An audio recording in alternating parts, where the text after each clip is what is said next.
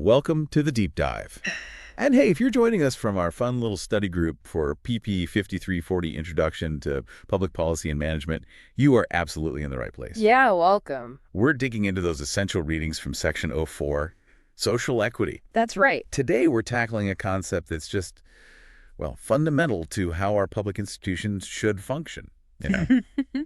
But it often gets talked about without the rigorous examination it truly deserves. It really does. So have you ever wondered why some policies spark such fierce debate about fairness or, how we actually build a just society? You're definitely in for a treat today. Indeed. And for this deep dive, we've pulled together a really insightful stack of sources. They kind of build on each other, moving from foundational theory all the way to practical application. That's good. We'll be starting with George H. Fredrickson's pivotal 1997 work, Social Equity and Public Administration, which honestly really helped define this whole field. A classic. Definitely. We'll also be drawing heavily from Mary E. Guy and Shawnee McCandless's 2012 piece, Social Equity, Its Legacy, Its Promise.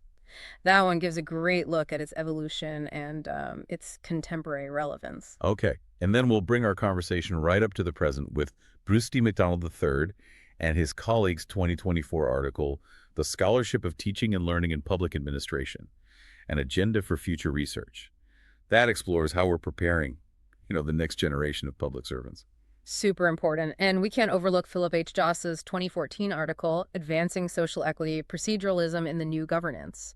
It offers a really fresh perspective on how fairness operates in today's complex administrative networks. Right, those networks are key. And finally, to really challenge our thinking and maybe expose some often overlooked dimensions, we'll delve into Kenneth Oldfield's 2010 work, Using Critical Theory to Teach Public Administration Students About Social Class Inequalities. Oh, that one sounds intense. It really makes you think about hidden biases, for sure.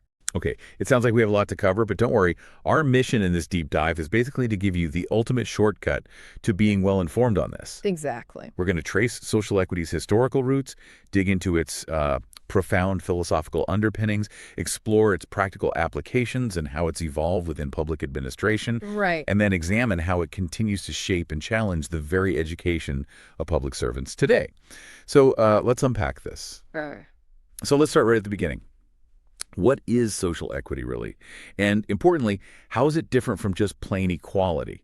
These words get thrown around a lot, sometimes interchangeably. They really do, and it causes confusion. They're not the same thing. Mary Guy and Sean McCandless, in their important 2012 article, they really frame this for us. They explain that social equity is rooted in this idea that each person is equal and possesses inalienable rights. Simple enough, right? Sounds straightforward. But here's the interesting paradox they point out. America, they say, has this kind of inherent tension baked in. We have a capitalist economy that, by its very nature, often creates and maybe even requires some level of inequality. Yeah, that's tough. Running right alongside a democratic constitutional system that assumes everyone is equal.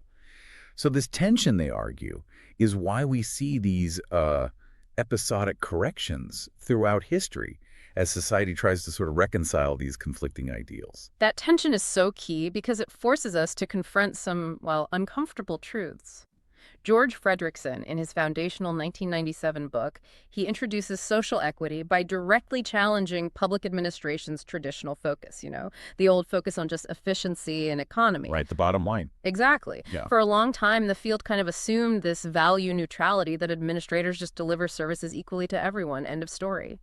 But Fredrickson pushes back hard. He asks this critical question that, honestly, every public servant should probably ask themselves every day. Does this service enhance social equity?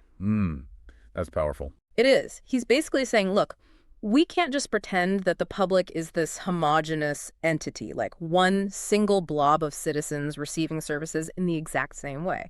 We have to recognize the vast, undeniable variations in social and economic conditions among citizens, differences in wealth, health, employment, education, all of it. If you ignore those realities, Then you're not truly serving everyone. It's that simple. that's a fantastic point because it really moves us beyond just a surface level understanding. And to help ground this even further, let's look at how equity is defined legally. Black's Law Dictionary describes equity as denoting fairness, justness, and right dealing. Pretty standard legal terms. Yeah, but it also says it embodies that classic rule of doing to all others as we desire them to do to us. So this isn't just about legal statutes. It suggests that the obligation of equity is actually much more ethical and moral than purely legal. It taps into something deeper, like what is fundamentally right. And this brings us squarely to that critical nuance you mentioned earlier, the distinction between equity and equality. Guy and McCandless offer a really clear differentiation here. Okay, break it down. Equality, they say, is basically a mathematical measure. Think of it like everyone getting the exact same size piece of pie. It's about sameness, identical parts. Got it.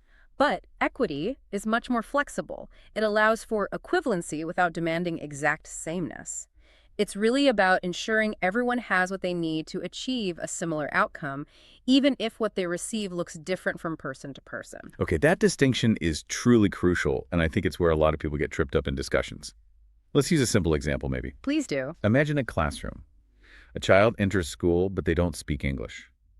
Now, if we only focus on equality, every single student in that class receives the exact same instruction and language. Fair is fair, right? Seems equal on the surface. But what would equity look like in that situation?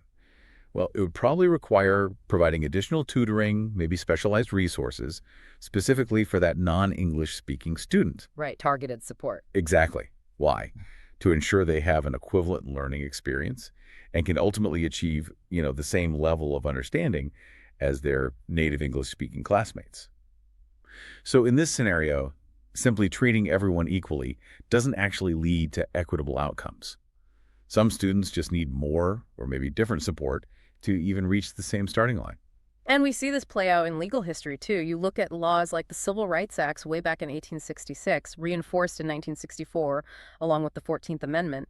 They were primarily crafted to ensure the equality of citizens before the law. Equal protection. Equal protection, precisely. Meaning everyone should be judged by the same legal standard, no discrimination based on race or other protected characteristics.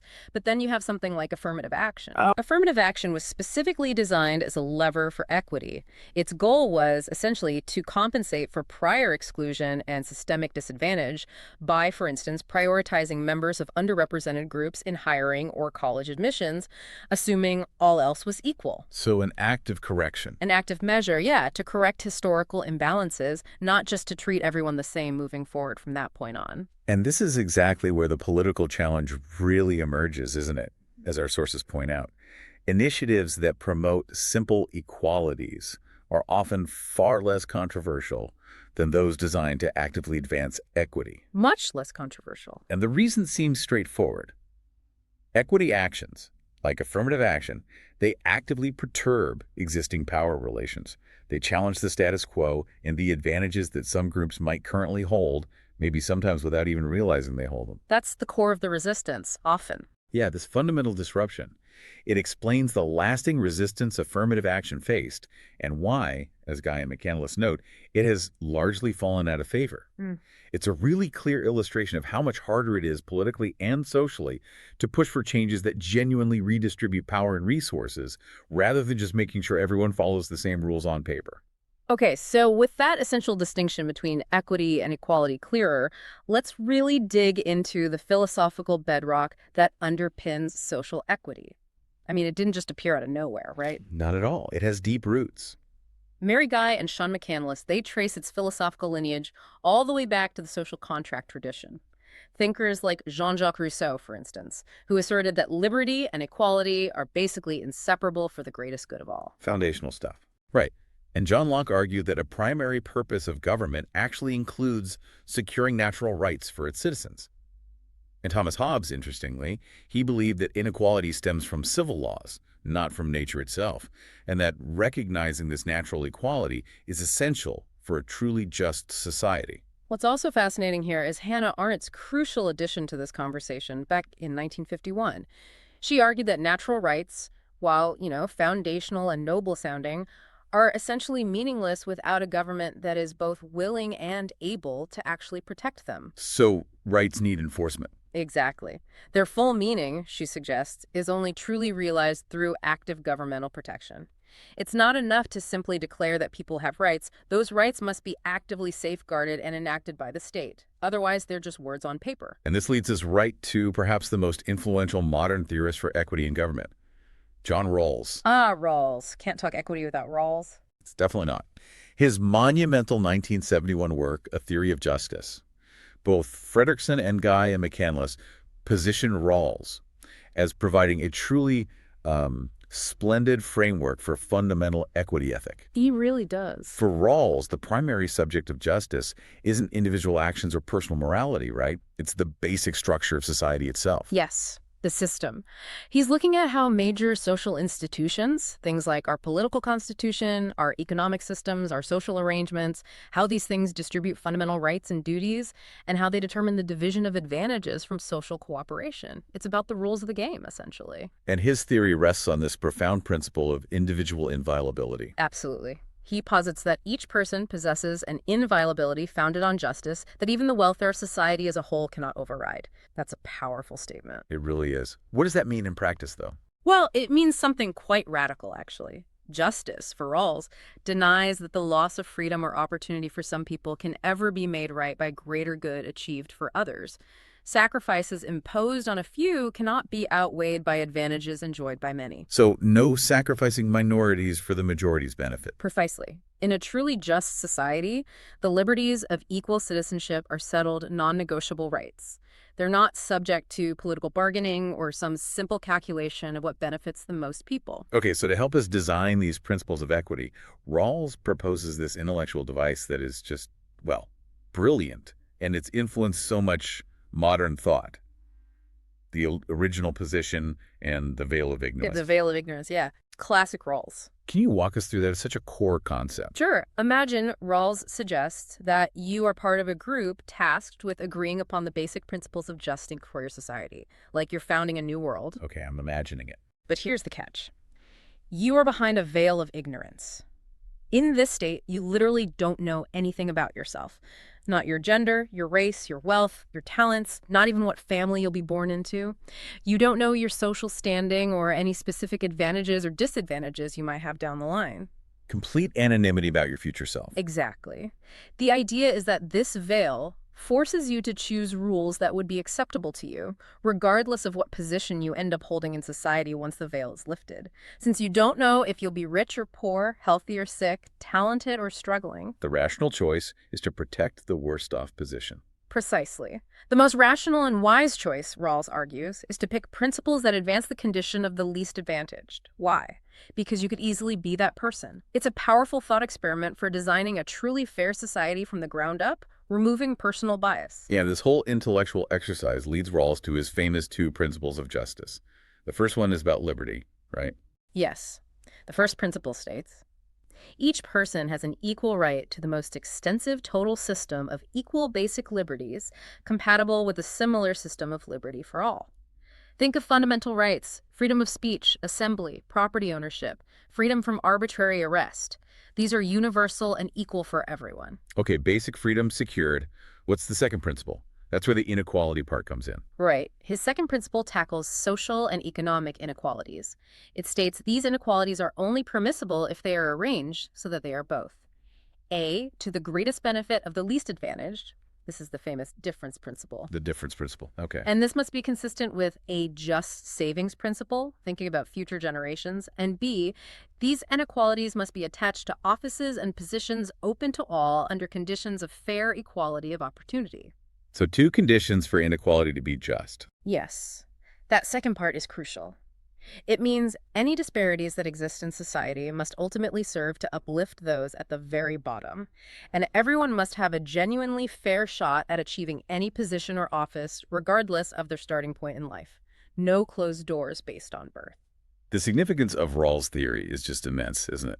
It leads to what he calls a strongly egalitarian conception of society. It does. It means collective societal efforts would be concentrated on its less advantaged members.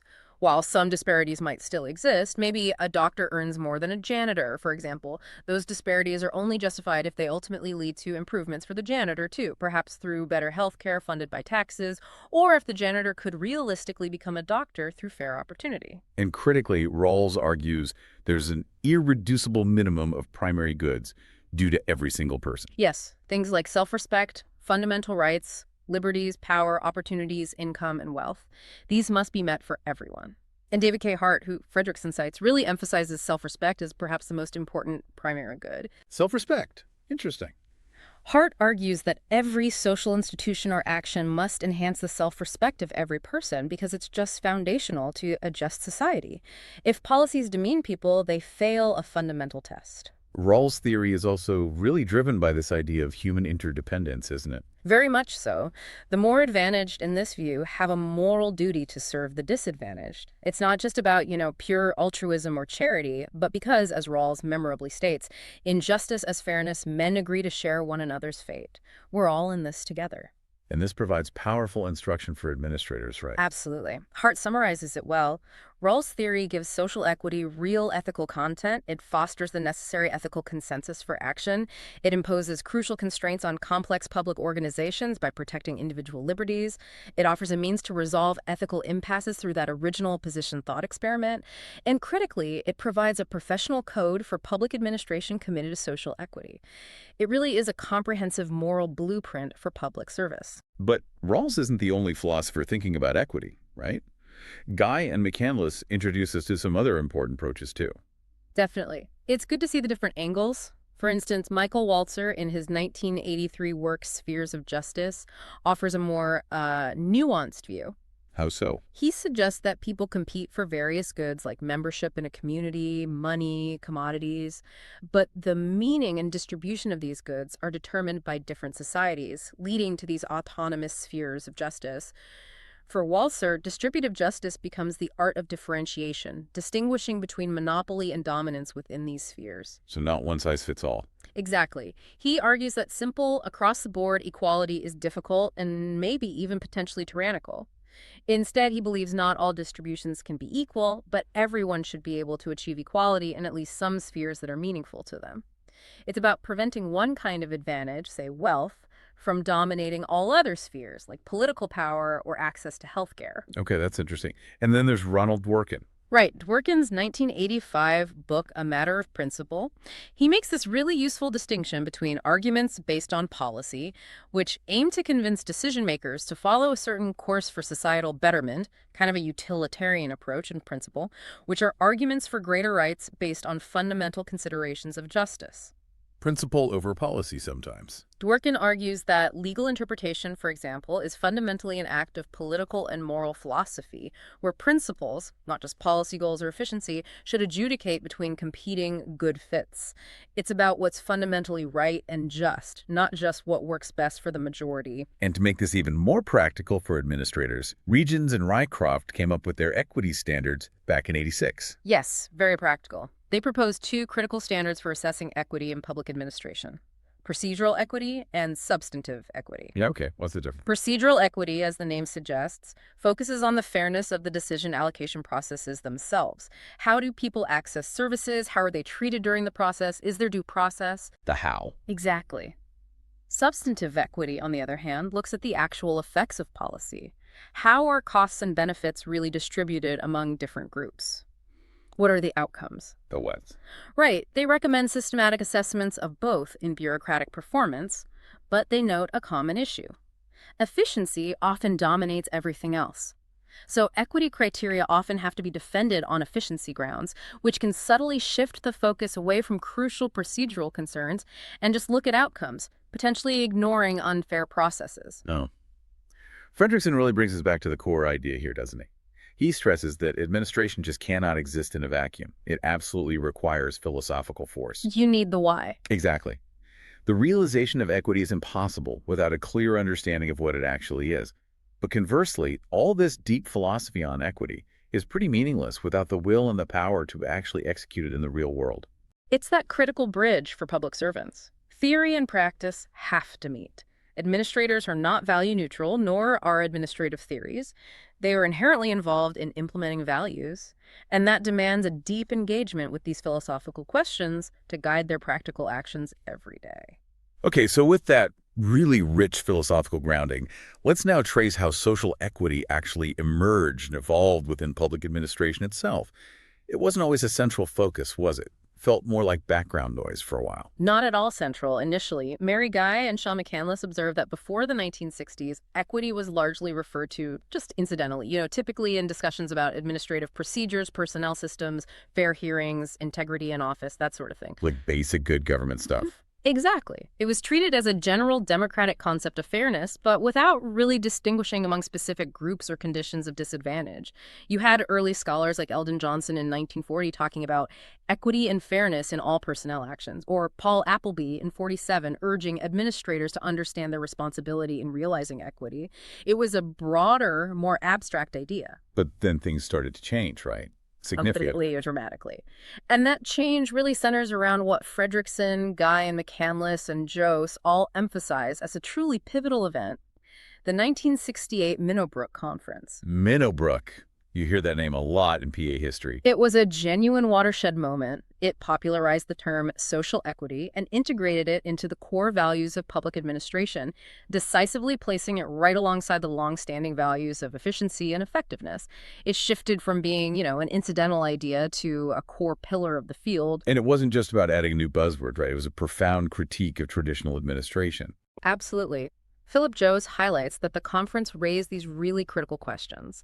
It asserted that loyal service to public organizations and their established procedures could, in fact, mean complicity in injustice. Wow, that's a heavy charge. It is.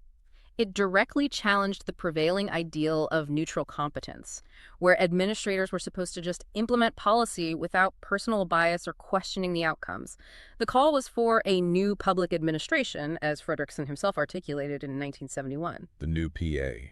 This new approach fundamentally sought to change policies and structures that systematically inhibited social equity.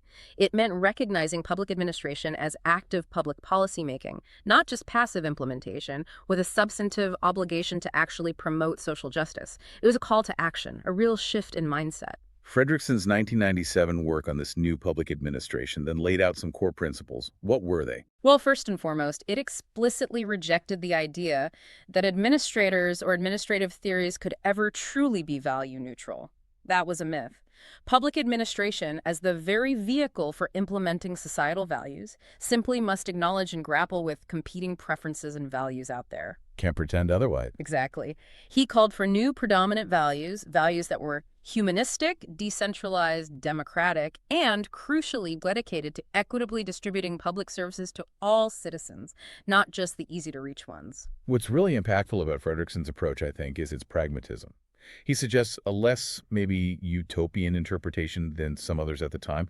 He focuses on how these lofty ideas can actually be operationalized in the real world. Yes, he wasn't just about abstract ideals. He wanted practical application. Right. It involved identifying the dominant values a society wants to achieve and then devising concrete governmental means to actually make them happen. Yeah. He outlines this constellation of norms for contemporary public administration to maximize responsiveness, worker and citizen participation in decision-making, social equity, citizen choice, and administrative responsibility for program effectiveness. And he argued these weren't just wishful thinking. They have both empirical support in social science and a strong basis in American political philosophy. And he didn't just stop at theory. He got into concrete mechanisms, Yeah. structural means. Oh, yeah, he got specific. He detailed structural ways to achieve these values. For instance, he advocated for decentralization, both political and administrative, to enhance responsiveness at the local level where people live. He suggested things like contracting out services and giving neighborhoods more control over their street-level bureaucracies like schools or police to empower communities directly. He even proposed neighborhood councils with real power and things like area-wide revenue systems with local distribution specifically designed to achieve social equity outpoints, looking directly at impacts by social class. So really tangible structural changes. What about managerial approaches? He outlined those too. Things like encouraging routine interaction between clients and employees and managers, fostering better communication and understanding of citizen needs. He called for a broader managerial definition of democracy, extending beyond just pleasing elected officials to include interest groups and even traditionally disorganized or marginalized minorities. Giving voice to the voiceless. Exactly. Training in organizational development and professional codes of ethics that explicitly emphasize equity were key.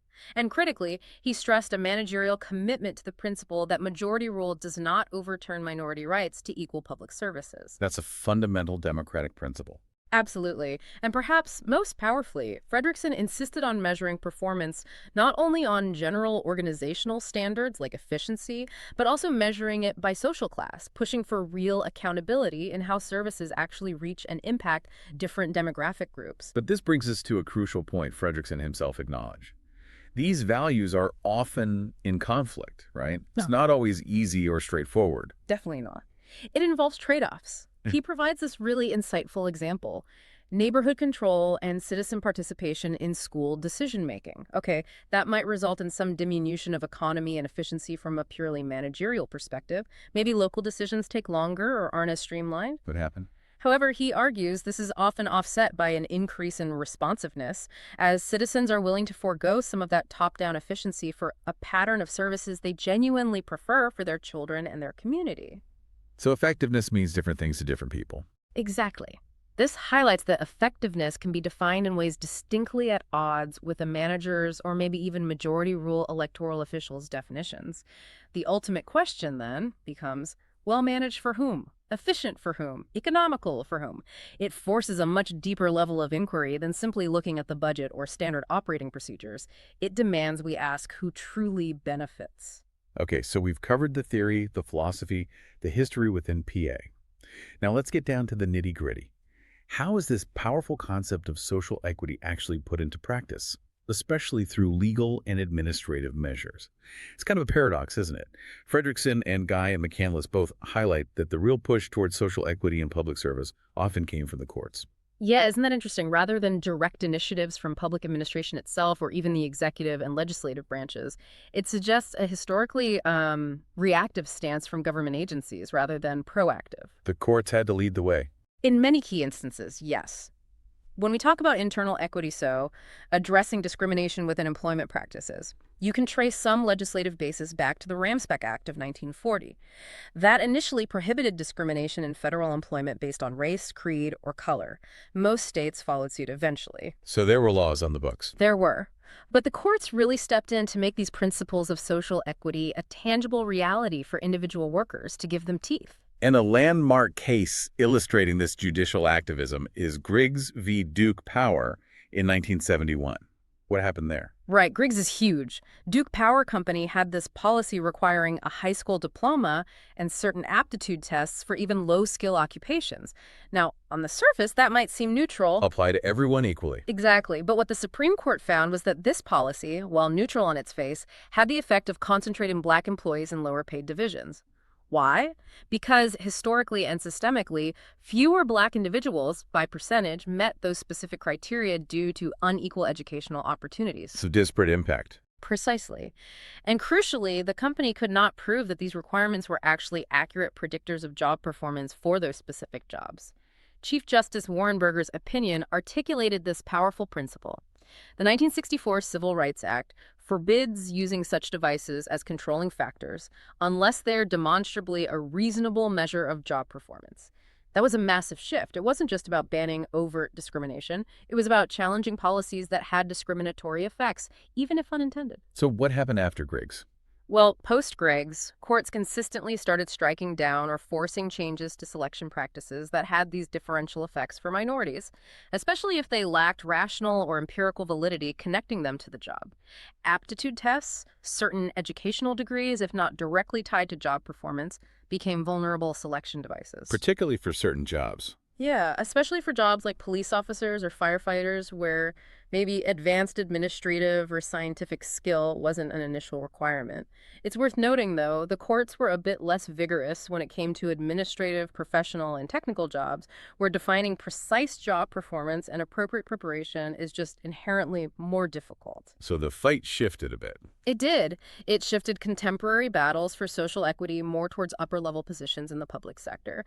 And we should also mention Executive Order 11246, signed back in 1965, which established equal employment opportunity in federal employment and expanded protections against discrimination across various categories: race, gender, disability, and others. Okay, so that covers internal equity within the organization. Well, What about external equity, ensuring fair distribution of public services to citizens? equally important, and again, the courts played a key role. A critical case here is Hawkins v. Town of Shaw, also in 1971. What was the issue in Shaw, Mississippi? Mr. Hawkins, a black resident, basically demonstrated that municipal services, we're talking sidewalks, paved streets, street lighting, sewerage, even police protection, which were all financed by general tax revenues paid by everyone, were significantly better and more plentiful in the white sections of town compared to the black sections. Blatant inequality. Absolutely. The court found no constitutional justification for this disparity among residents who were all being taxed similarly. And importantly, the court ordered the town to develop an equitable distribution plan. This wasn't just about access to services, but the actual quality and quantity of those services received. Now, in a realm of educational services and property taxes, that's always a thorny issue. We see the complexity play out with different outcomes in different courts, right? Very complex, yes. You have Serrano v. Priest in California, a state case, where the court ordered the state to reorganize its public education financing. The goal was to ensure that wealthy and poor school districts balanced expenditures more fairly so that a child's socioeconomic status didn't dictate the quality of their education. Sounds like a move towards equity. It was. But then you have the U.S. Supreme Court case, Rodriguez v. San Antonio. In that case, the Supreme Court concluded that while the system of funding schools primarily through local property taxes was indeed unfair and inequitable, creating huge disparities between districts, it was not, in their view, unconstitutional under federal law. So, unfair, but legal at the federal level. Exactly. And this highlights a persistent challenge. It raises that really important question for public servants. What responsibility do public officials have to correct situations that are clearly unfair, using social equity principles, even if they aren't strictly mandated as unconstitutional by the highest court? Where does their moral duty, their commitment to equity, kick in? That's a powerful question, because it pushes beyond just what's strictly legal to what's ethically right, what's just. Stephen R. Chitwood, back in 1974, gave this a lot of thought. Fredrickson and Guy and McCandless cite his analysis of distribution patterns for public services. He suggested that the potentially infinite number of patterns could basically be reduced to 3 basic forms. Yeah, Chitwood's framework is really helpful here. What's the first form? First, you have equal services to all. Sounds fair on the surface, right? Everyone gets the same. Seems like the definition of equality. It does, but Chitwood points out it has limited applicability in the real world. Most services just can't be equally utilized by everyone. Think compulsory education, primarily for younger people, and frankly, funds are usually insufficient to provide all services universally at a high level. It's a nice ideal, but often not practical. Okay, what's the second form? The second form Chitwood proposed is proportionally equal services to all. This suggests a distribution formula based on some specified characteristic that's presumably connected to need. Like what? Give an example. For instance, the number of police officers assigned to a particular neighborhood might vary according to its crime rate, or public assistance levels might vary according to the number of dependents in a household. Chitwood saw this approach as both pragmatically and humanistically appealing because it offers concrete, measurable basis for allocation that can actually respond to real community needs. Makes sense. And the third form? The third form is unequal services corresponding to relevant differences. Here, individuals receive services based on specific characteristics or situations. Now, one criterion could be ability to pay, maybe locating public facilities like libraries or nice parks in more affluent areas because those citizens pay more taxes. That's one way to do it. But probably not the most equitable way. Often not. The other, often more equitable side of that coin is providing services on the basis of need. So locating facilities in less affluent areas precisely because the need is greater there and citizens are less able to pay for such services out of their own pockets. That sounds more like social equity in action. Exactly. An equitable public administrator, Fredrickson argues, would likely prioritize need. And this can extend to basic or minimum living standards, things like nutrition assistance, shelter, basic health care, education, treating them as almost obligatory services that government has a responsibility to provide, especially to those most in need. Chitwood also clarifies this with a distinction between vertical and horizontal equity, right? Yes, that's another useful distinction. Vertical equity concerns distributing services among heterogeneous people, different groups. It's about devising criteria for allocating services among differing groups, say by sex, age, or income level. The presence or absence of a personal attribute, like wealth or disability, might legitimately determine different service levels if those levels are tied to genuinely different needs or based on something like the difference principle. Treating different people differently based on relevant differences. Okay, what about horizontal? Horizontal equity focuses on providing equal treatment for equals. Think of it as ensuring approximately equal annual dollar expenditures for the education of all first-grade students across an entire state, making sure every first grader gets a similar level of investment, regardless of which specific school district they happen to live in. Treating equals equally. So, okay, wrapping this section up, what does all this mean for public administrators walking into their jobs tomorrow? How should they use this? Fredrickson argues really passionately that social equity should be a core standard by which public administrators assess and evaluate their behavior and their decisions, just like efficiency, economy, and productivity are standards. So equity isn't just a nice to have. Absolutely not. It's not a soft ideal. It requires a deep, active concern for the actual social consequences of their work. It demands a profound understanding of the impact public services have on the dignity and well-being of all citizens, especially the most vulnerable. It's about making social equity a fundamental performance metric, weaving it into the fabric of public service, not just treating it as an afterthought or something for the diversity committee to handle. Let's shift our focus now to how social equity manifests today and the new challenges it faces in our increasingly complex world. Mary Guy and Sean McCandless introduced this really useful idea of the social equity lens. Yeah, the lens metaphor is helpful. What is it? How does it work? Well, this lens basically helps public administrators identify needs and ground processes, always with the ultimate promise of moving society towards being more fair and just. Historically, they point out, this lens focused intensely on the plight of African Americans.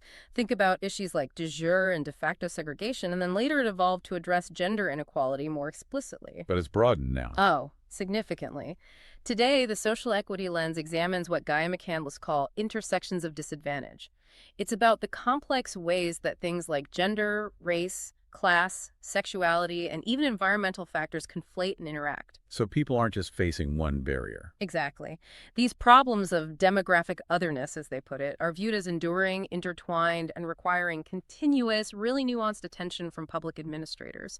It's about recognizing that people don't just experience one form of disadvantage in isolation. They often experience a whole web of them simultaneously. Okay, let's look at some specific contemporary issues through this powerful social equity lens. First up, socioeconomic class. That American dream narrative. It's often more myth than reality for many people, isn't it? Sadly, yes. Studies show almost half of individuals born into the bottom fifth of the income distribution actually remain there throughout their lives. Upward mobility is often quite rare. Why is that? Well, it's due to a complex web of factors, things like global economic restructuring, a lack of good job opportunities in certain areas, inadequate access to essential resources like reliable transportation, quality education, or effective job training. And think about public policy choices. It's like what? Like prioritizing highway construction over light rail and buses. These kinds of decisions can implicitly advantage one set of citizens, those who can afford cars over another, very often based on class, sometimes without policymakers even realizing the systemic impact they're having. Healthcare is another critical area where social equity questions are just unavoidable. Absolutely. The debates highlight these really deep disagreements about who truly merits access to care. Is it only those who can pay, or is it everyone, as a fundamental human right? A core tension. It is. Mott, who Guy and McCandless cite, warned way back in 1971 about inadequate health programs for the medically indigent and the uninsured. Decades later, problems of access, piecemeal services, truly outrageous costs, and incredibly complex regulations have only multiplied. It's led to this political culture that seems unwilling or unable to treat healthcare as either a purely public good or purely a for-profit service. We're stuck in this messy middle ground. The social equity lens helps us frame these complex, often deeply moral dilemmas. Environmental threats, too, really demand a social equity perspective, don't they? Critically so. Bell, in 2011, argues powerfully that climate change actually violates fundamental human rights, specifically those related to life, physical security, health, and subsistence. Social equity demands not only protection for basic rights from human-caused climate change, but also ensuring that the poor, who often bear the brunt of environmental problems like pollution or displacement from disasters and lack the resources to adapt, are not disproportionately affected. Environmental justice. Precisely. And this extends to crucial concepts like carbon space for future generations, highlighting this concept called intergenerational equity. Speaking of which, intergenerational equity, that's a crucial and often overlooked aspect of social equity in public decision-making, isn't it? Hugely important and often ignored.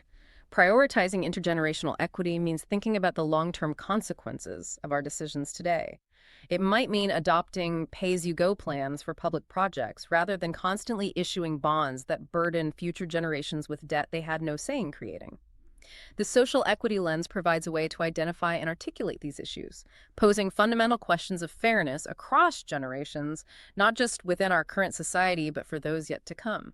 And these issues aren't just domestic. Human trafficking, for example, is a global social equity issue.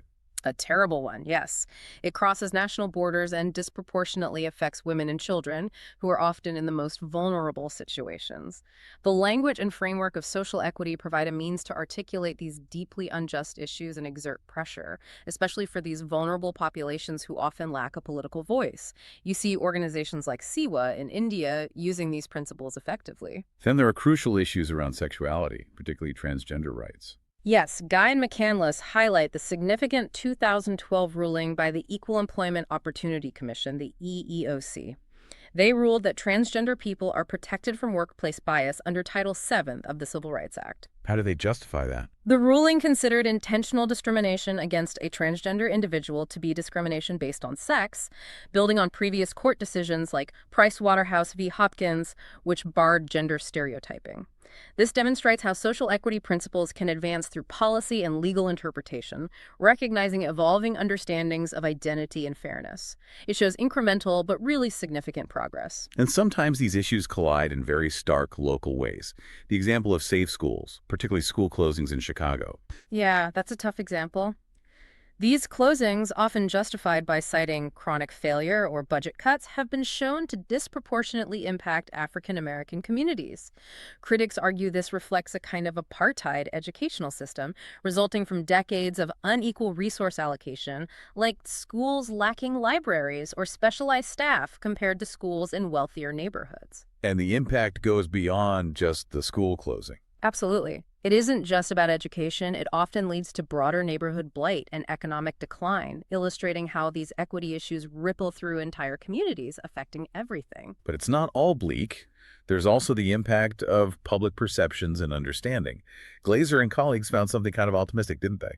They did a really interesting finding back in 2011-12. They found that when citizens truly understand the root cause of disadvantage, not just seeing the symptom, but understanding the systemic issues, they're often more willing to pay additional taxes to address those core social inequities. So education and framing matter.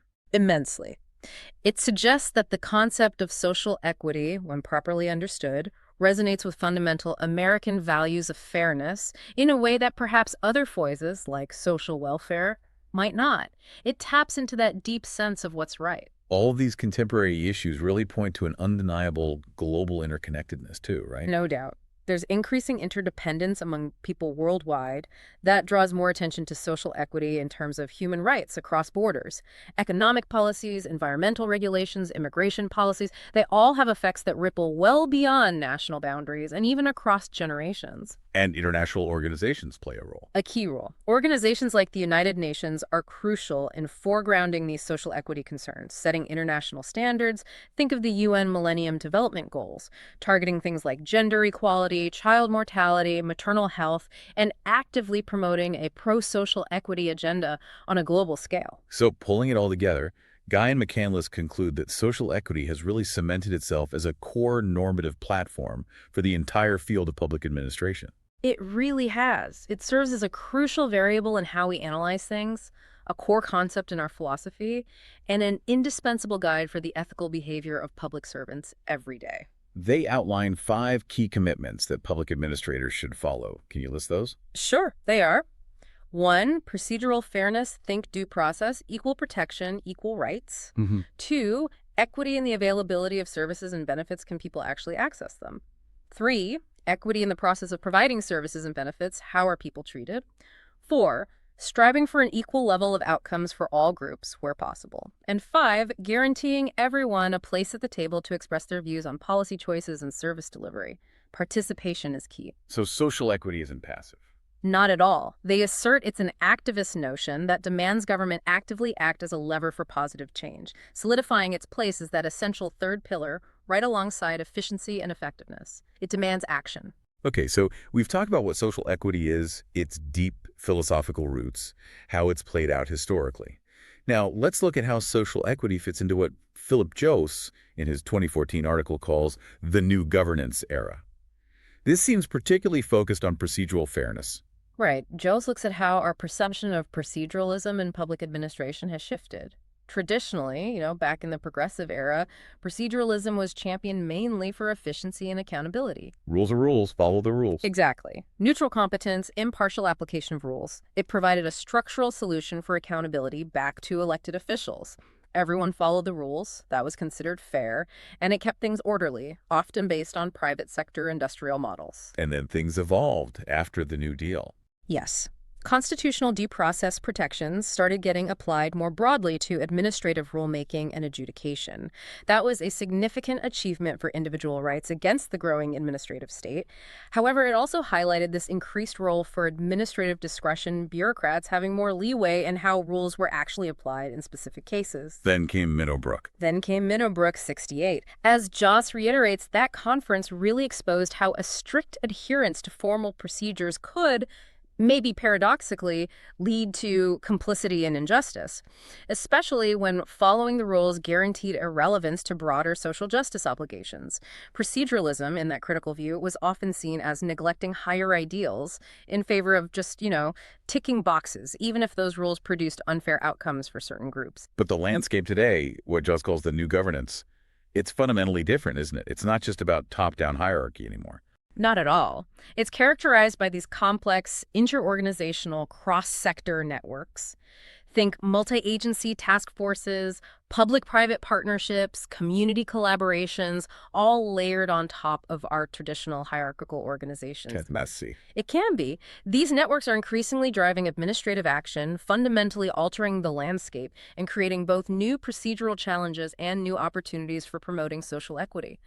Public service values, including social equity, now have to be recognized and applied in these diverse settings, often with really fuzzy boundaries among multiple actors from different sectors. And our understanding of street-level administration, those frontline public servants like police, teachers, social workers, that's evolved too. It has. It's moved beyond just trying to control these agents from the top down to recognizing how citizen sophistication or lack thereof in navigating complex bureaucratic processes can actually lead to distributional disparities. Some people know how to work the system, others don't. So the focus now shifts towards proactive engagement of marginalized constituencies, not just ensuring due process if they happen to show up and try to participate. This is where collaborative governance becomes such a crucial framework for advancing social equity in this new era. Okay, define collaborative governance for us in this context. Jost defines it as a method of collective decision-making, where public agencies actively engage non-state stakeholders, community groups, businesses, nonprofits, in a formal, consensus-oriented, and deliberative process. The goal is to make or implement policy or manage public programs together. And public agencies are still essential in this. They don't just step back. Absolutely essential. They often play crucial roles as integrators, pulling different actors together, conveners, getting the process started, initiators, proposing ideas, or providing overall collaborative leadership. Many situations, especially in local government, actually require government to assume these roles to make collaboration successful and genuinely inclusive. They have legitimacy and resources others might lack. So, given this new landscape of networks and collaboration, what are the real opportunities for advancing social equity within this framework? Where can administrators make a difference? There are significant opportunities, Jost argues, starting right at the very beginning, with the selection, recruitment, and retention of stakeholders for these collaborative efforts. Who gets invited to the table? Exactly. We have to first acknowledge that inequalities in access to political and administrative institutions are often deeply rooted in social status, education levels, historical marginalization. So inclusive participation isn't just a nice idea, it's a necessary condition for achieving social equity in these processes. So you need to be proactive. Very proactive. It requires actively identifying and seeking out normally quiescent constituencies. Those groups, like people of color, low-income households, maybe certain political conservatives, who are less likely to participate naturally due to historical exclusion, lack of resources, or simple distrust of the process. It involves really mapping communities and engaging in targeted recruitment efforts to bring those diverse voices to the table. But it's not always easy to get these groups to the table or keep them there, is it? Jost points out some real challenges. Definitely not easy. These disadvantaged groups are often unorganized. They might lack the resources, time off work, childcare, transportation to attend meetings, or they might genuinely fear being rolled or co-opted by more powerful interests already at the table. Sometimes they even fear losing legitimacy within their own communities by cooperating with the enemy, meaning working with government when they've historically been marginalized or harmed by it. That's where trust, or lack thereof, really comes in, and the idea of the fairness heuristic. Yes, the fairness heuristic is critical here. It's basically how people make quick, intuitive judgments about the fairness of a process, often based on limited information or past experiences. These perceptions are absolutely crucial, especially for historically marginalized groups or those who might anticipate receiving unfavorable outcomes from the process. Their gut feeling about fairness matters. It absolutely influences their trust and their willingness to engage meaningfully. Procedural justice, in this context, includes not only those structural elements, like having opportunities to provide input, but also what's called interactional justice, the dignity and respect with which they are treated throughout the process, and whether they receive adequate, transparent explanations for decisions, even if they don't like the outcome. How you're treated matters as much as the rules. Joss also points to a new kind of impartiality needed here. Insulated processes for participant selection. Right. Think of using selection committees that are explicitly insulated from overt political pressure or influence peddling. These can be important for building trust and legitimacy, demonstrating a commitment to fairness in who actually gets to participate in the first place. It's a new form of procedural impartiality for a networked age. And what about knowledge? Not just expert knowledge. That's key too. Scientific or technical expertise, while vital, can often unintentionally crowd out alternative forms of knowledge. Recruitment and retention of diverse stakeholders really depend on demonstrating genuine respect for social knowledge, local knowledge, and experiential knowledge as distinct, valid forms of reason. Strategies like participatory data gathering, joint fact-finding, and the co-production of data are essential to ensure these diverse knowledge claims are actually valued and included in the decision-making process.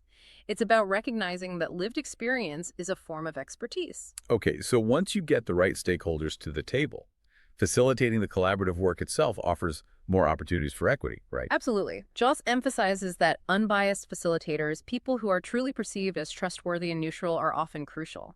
They help address power imbalances between stakeholders and can prevent powerful groups from dominating or marginalized groups from refusing to participate or even trying to subvert the effort. He gives examples like using unaffiliated facilitators or university-based mediators to build that trust. Having that neutral third party can make a huge difference. It really can. It's also vital to foster self-determination. Stakeholders value being involved not just in the final outcome, but in actually designing and managing the collaborative process itself. This fosters a strong sense of ownership and commitment. Good facilitators can help by spreading managerial tasks among the participants, empowering them. And you still need government authority in the mix. It's not just about consensus. No, you often need both. There's a need for blending formal authority and trust. Government authority often remains essential for maintaining collaborative enterprises, ensuring follow-through, and sometimes ensuring truly inclusive participation, especially when powerful actors might resist. Joss mentions using the regulatory hammer or parallel track strategy. What does that mean? It means maybe keeping formal rulemaking processes going alongside the collaborative negotiation.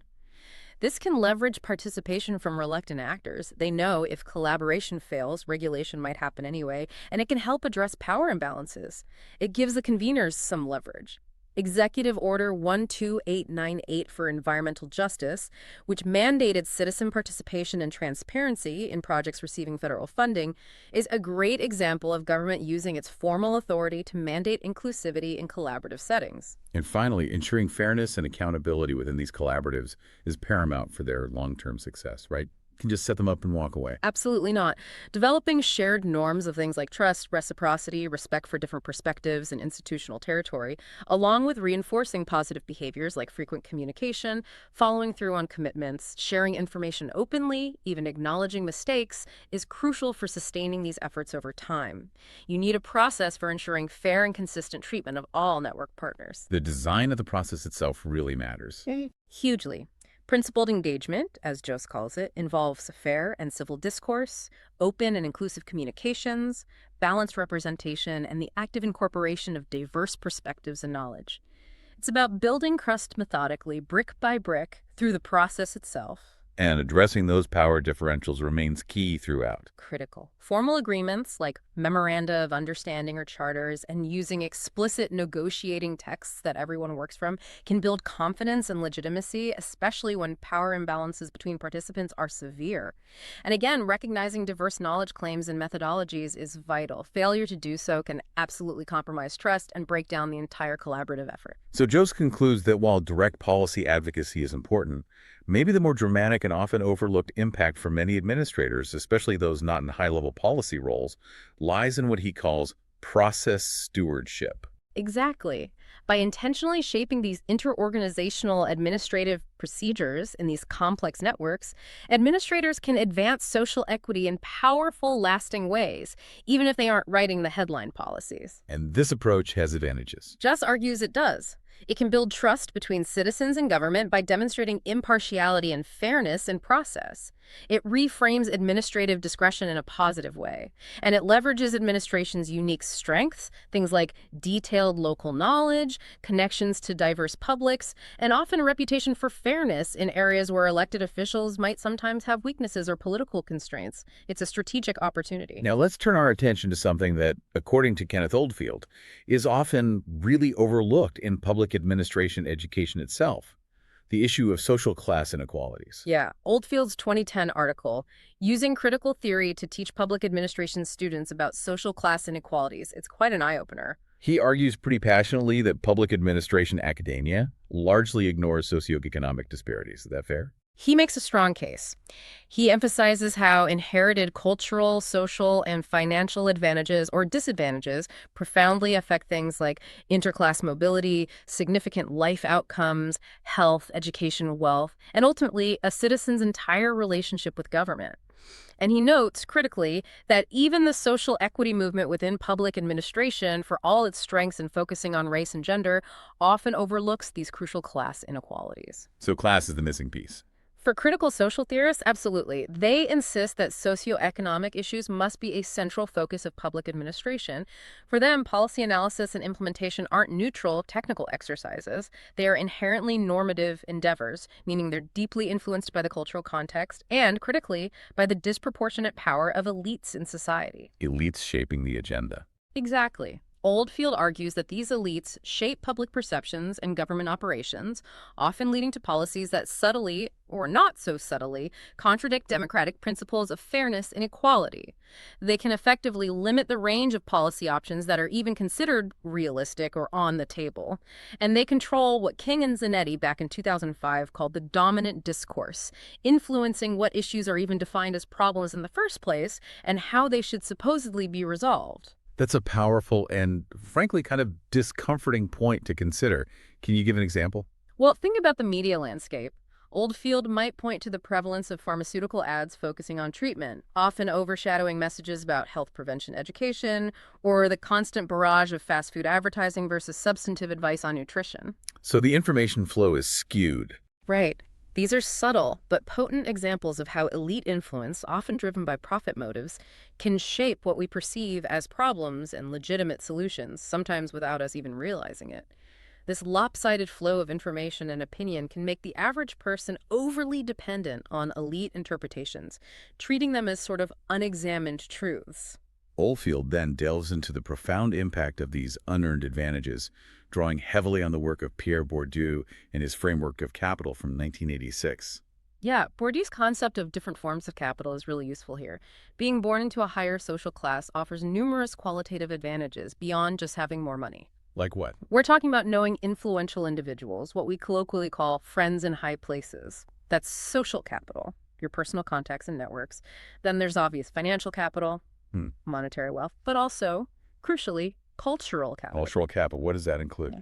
That includes things like early learning experiences, exposure to arts and cultural refinements, maybe extensive travel.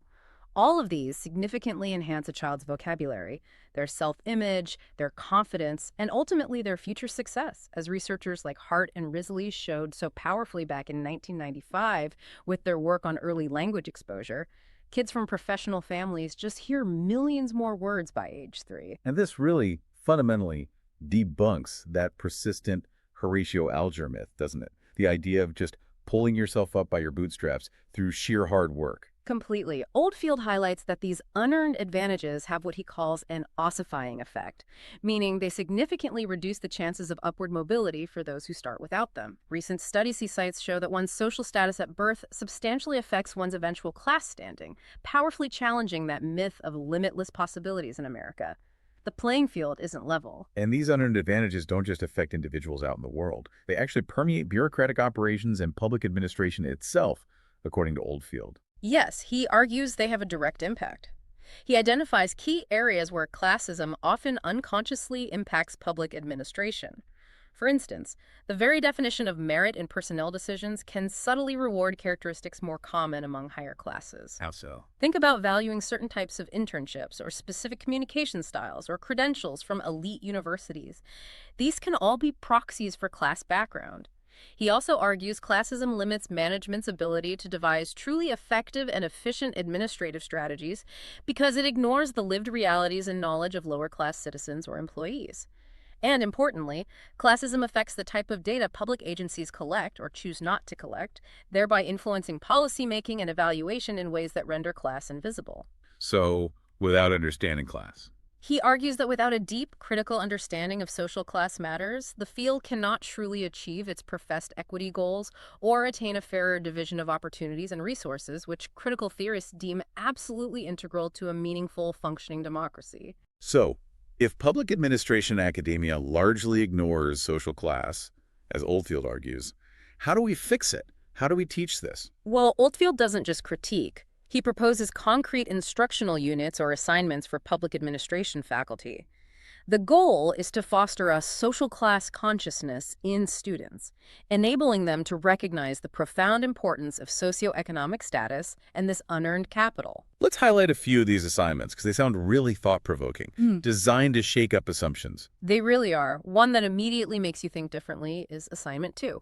Realistic monopoly. Realistic monopoly, how does that work? It uses the economist Harold Wachtell's monopoly analogy, but with a critical twist.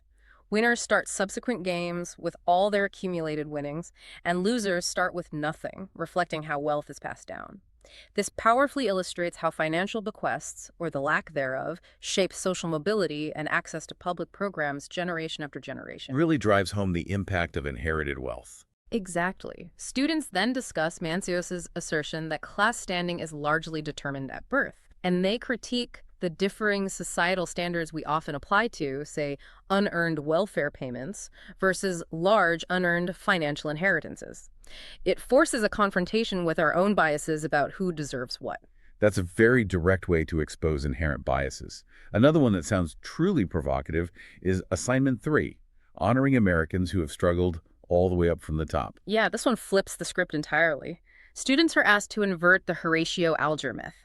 They nominate individuals for a fictional Alger-Horatio museum, showcasing public figures who achieved great success primarily because of significant inherited advantages, not despite humble beginnings. Like who? Oldfield provides a detailed biographical sketch of Condoleezza Rice as an example, not to diminish her accomplishments, but to highlight her third-generation college-educated family background, her extensive private education from a young age, and her early exposure to a wide range of cultural and academic pursuits, even noting specific tuition costs as context. What's the point of that exercise? It reveals how our societal mythology makes questions about the overprivileged or the rich problem or even the greed problem seem somehow silly or off-limits. This contrasts sharply with the intense, often critical focus on poverty research. It forces us to examine privilege, not just disadvantage, as a factor in success. And then there's Assignment 6, Administration by Omission. This focuses on data, right? Yes, specifically on how administrative data gathering requirements, or the lack thereof themselves, create policy effects. Universities, for example, routinely collect data on race, age, and gender, which allows them to monitor diversity in those categories. Standard practice. Right. However, by not routinely collecting data on social class origins, things like whether a student is first-generation college or their parents' occupations or education levels, institutions make it much, much harder to assess socioeconomic representation or understand class-based disparities. What you don't measure, you can't manage. Precisely. Oldfield, drawing on the work of Dvorak now, emphasizes that an institution's data collection choices reflect its underlying values. Actively refusing to classify or track socioeconomic influences effectively prevents class issues from gaining legitimacy and attention within the institution itself. It's a kind of silent perpetuation of inequality through bureaucratic procedure. This leads us to the ethical imperative of critical theory in public administration education, doesn't it? It really does. Oldfield stresses that professors have an ethical duty to actively induce students to understand the broader social context, including the official and unofficial values and assumptions that subtly guide government operations. He highlights that the very logic of critical theory demands that one learn to excavate assumptions and reveal contradictions, as King and Zanetti put it. So students need to see the hidden stuff. Yes. They need to recognize that much of politics involves, at its core, class warfare struggles over resources and opportunities, and that government actions constantly affect the distribution of wealth, both quantitative money and qualitative opportunity, status, cultural capital. The field, he argues, must resist this feeling of internalized powerlessness and actively challenge closed questions about social class inequalities, questions which ultimately benefit particular groups by deeming certain uncomfortable issues simply beyond discussion. What's particularly telling, as Oldfield points out, is this significant omission in the accreditation standards of NASPA, the Network of Schools of Public Policy, Affairs, and Administration. Yeah, this is a stark point. While NASPA requires schools to report data on gender and minority faculty and students for diversity purposes, which is good, they gather no information whatsoever about the socioeconomic origins of either faculty or students. A huge blind spot. A critical blind spot. Fredrickson, way back in 2005, emphasized that a child's early conditions and circumstances, to a considerable extent, determine that child's chances in life. Oldfield powerfully argues that just as with race and gender, individuals from humble origins do not choose their circumstances. The lack of formal, systematic efforts to recruit public administration students from poverty or working-class backgrounds highlights this critical gap in the field's commitment to genuine, comprehensive social equity. It's a real call to action for educators and accreditors alike. So, okay, after that really deep dive into social class and equity issues within education itself, where do we go from here? What's the future look like for public administration education? Well, Bruce D. McDonald III and his colleagues, in their very recent 2024 article, they point out that the whole environment for public administrators and educators has changed dramatically. Public administration education, they argue, is really at a critical juncture right now. A crossroads moment. Exactly. They note that the scholarship of teaching and learning, often called SOTL in public administration, has historically been kind of deprioritized, sometimes actively ignored within the academy. But they are optimistic. They see recent strides towards accepting its legitimacy and encouraging vital research in this area. So it feels like an exciting time for potential change and improvement. They identify 7 key areas for future SOTL research, right? Aimed at improving things. Yes, 7 broad areas, all aimed at enriching the educational experience and really preparing future administrators for the incredibly complex challenges they're going to face. These include things like enhancing student experiences overall, supporting the growth of doctoral scholars, addressing instructional design, developing better strategies for program management, attending to the evolving needs of faculty themselves, exploring innovation in teaching, and tackling real-world challenges within the public administration sphere through education. Concrete pathways for improvement. Definitely. They offer a real research agenda. Let's hone in on program management and social equity in education. Public administration programs, they have this profound responsibility, right? To educate current and future managers to be efficient, effective, and fair. The 3 pillars. Exactly. Yet McDonald and his colleagues point out this kind of glaring irony. Faculty themselves are often not formally trained in the practical nuts and bolts of academic administration. Running a department, managing admissions, curriculum design, it highlights a practical gap within the field itself. We teach management, but don't always practice it well internally. Kind of, yeah. They argue more research is urgently needed on the determinants of student success across all levels, undergraduate, master's, doctoral programs, and across different learning modalities, like online versus in person. And this includes understanding how these factors vary across diverse communities and cultures, because what works for students in one context might not work in another. And this extends right to the front door admissions. They argue research should explore developing more holistic admissions processes, moving beyond traditional and often demonstrably biased measures like the GRE. Which has faced a lot of criticism. A lot, for potentially exacerbating inequities.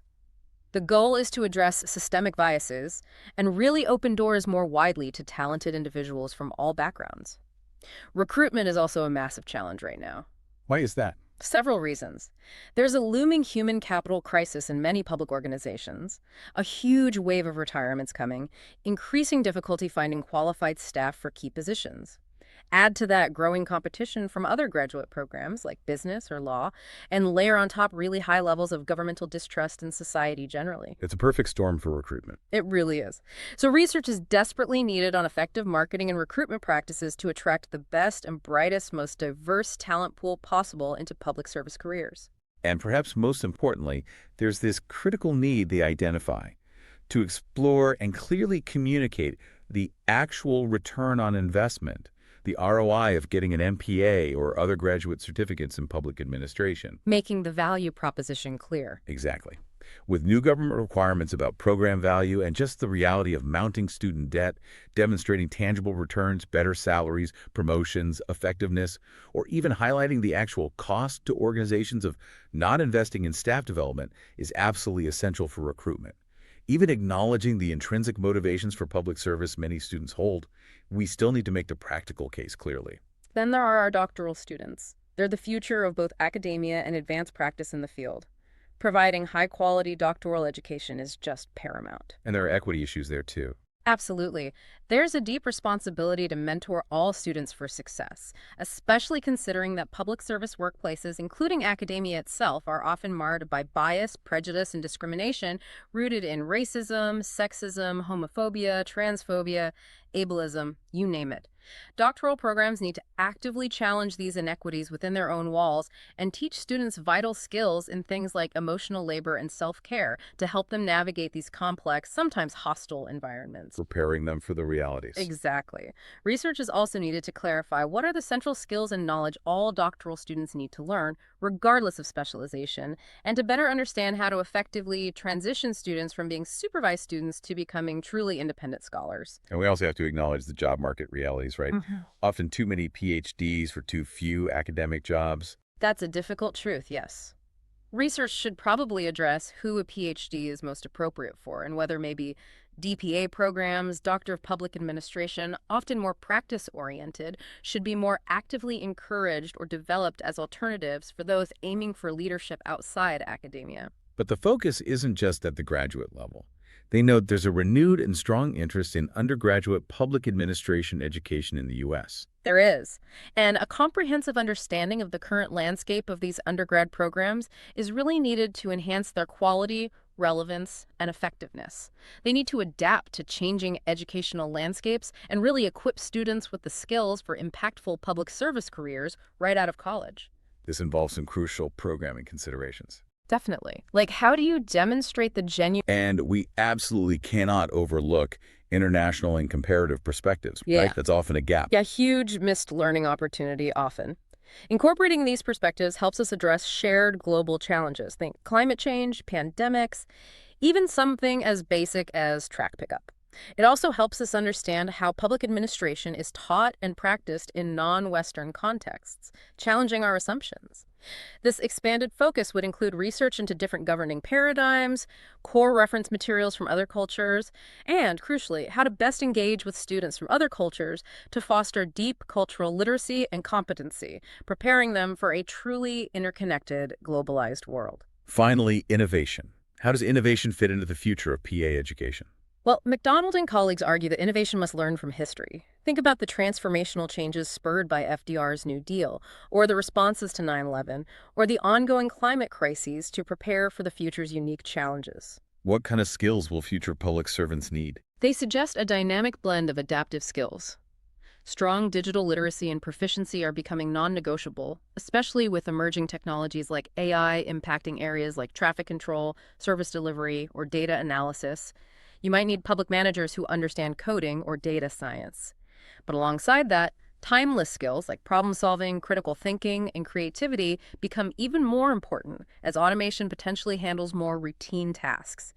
Education simply must evolve to cultivate this blend of skills. This also calls for more data-driven pedagogy, using data to improve teaching. Yes, leveraging data analytics and insights from student performance or workforce needs to tailor coursework to contemporary challenges and policy issues. Imagine using GIS mapping for a class project analyzing food insecurity in a specific community. It equips students with powerful, evidence-based decision-making tools they can use on the job. We also need more long-term research. Definitely. More longitudinal studies are needed to assess what lessons, what skills actually have the highest long-term impact on graduates' careers and societal outcomes. We need to know what current practitioners believe future practitioners truly need to succeed in the coming decades. The field also needs to grapple with major shifts in the scholarly publishing industry. Like what?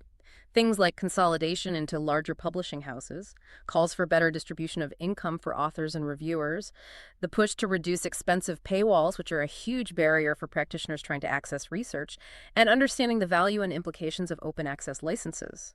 There's also real uncertainty about where high-quality books in public administration will be published if university presses continue to reduce their manuscript acquisitions in the field. And on a broader scale, there's a need for research on how to achieve better recognition for public administration degrees, like the MPA and MPP. Yeah, making them as widely recognized and respected nationally and internationally as other established professional degrees like an MBA or a JD. It's about ensuring these vital degrees for public leadership get the recognition and standing they truly deserve in the broader marketplace and society. Wow. Okay, this deep dive has really shown us that social equity is just so much more than an abstract ideal. It's truly a foundational, dynamic, and constantly evolving concept in public administration. Absolutely. It influences everything. From those profound philosophical debates we started with, to landmark legal precedents shaping how public services are actually delivered on the ground, and profoundly impacting the very education of those who choose to serve the public. We've really seen its legacy, its history, and its ongoing promise. And it highlights that administrators simply are not value-neutral cogs in a machine. They are active participants, whether they realize it or not, in shaping a potentially more just society. Their decisions matter. This whole discussion really underscores that understanding social equity requires critical engagement, doesn't it? Yes. With history, with philosophy, with very practical challenges. It pushes us beyond easy answers or simplistic formulas. It really demands that we constantly ask those tough questions. For whom is this program good? Who benefits? Who is left out? And fundamentally, who ought to get what in a fair society? It's about striving for real democracy, where equality means a meaningful voice and a fair shot for all, not just for the privileged few. You've just explored this really intricate landscape of social equity and its vital role in public administration, including all the challenges and opportunities within education itself. However, as McDonald and his colleagues warn in their 2024 piece, there's an emerging and maybe overarching threat to this entire endeavor we need to consider. What's that? The culture wars. The unprecedented attacks we're seeing on academics' ability to freely debate, research, and teach critical subjects, precisely things like diversity, equity, and race. Laws attempting to ban certain topics, public attacks on scholars. This directly stifles the rigorous debate and critical thinking that are absolutely essential for knowledge development and for training effective public servants. That's a chilling thought. So consider this as you move forward from our discussion today. How can we truly prepare the next generation of public servants to navigate a world filled with growing uncertainty, complexity, the rise of AI, deepfakes, misinformation?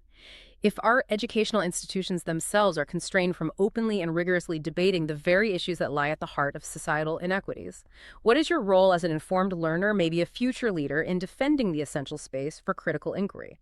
How do we ensure that public administration education remains a beacon for true social justice, even and perhaps especially when it means challenging discomforting truths?